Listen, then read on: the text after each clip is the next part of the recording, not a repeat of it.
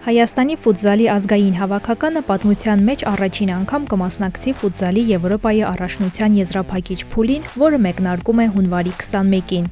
Մեր նվազագույն խնդիրը Եվրոպայի առաջնությունում առաջի հաղթանակն է,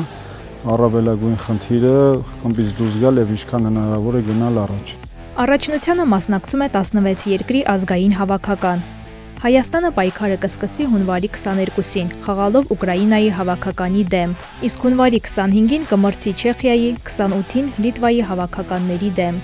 Տրամադրությունը ո՞նց է մեկ բառով։ Շատ լավ, գերազանց։ Մարտական տրամադրվում են խաղային մոտակա։ Ֆուտզալի հավաքականը անցած տարի է նվաճել Եվրո 2026-ի եզրափակիչ փուլի ուղեգիր, իր խմբում զբաղեցնելով առաջին հորիզոնականը։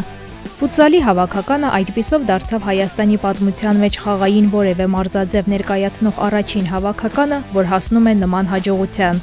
Առաջնությունը հյուրընկալում է 3 երկիր՝ Լատվիան, Լիտվան ու Սլովենիան։ Այն կավարտվի փետրվարի 7-ին։